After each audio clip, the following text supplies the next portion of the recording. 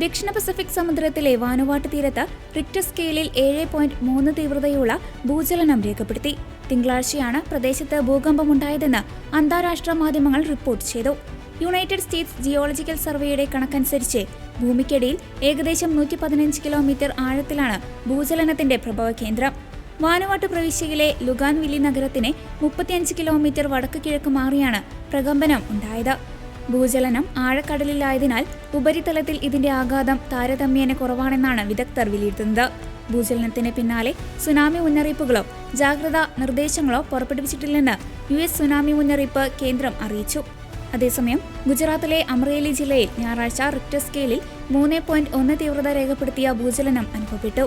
6 ദിവസത്തിനിടെ ഈ മേഖലയിലുണ്ടാകുന്ന രണ്ടാമത്തെ ഭൂചലനമാണിത്.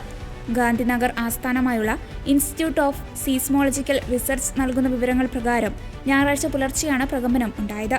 അമറേലിയിൽ നിന്ന് ഏകദേശം 42 കിലോമീറ്റർ തെക്ക് കിഴക്കായി 11.6 കിലോമീറ്റർ ആഴത്തിലാണ് ഭൂചലനത്തിന്റെ പ്രഭവ കേന്ദ്രം.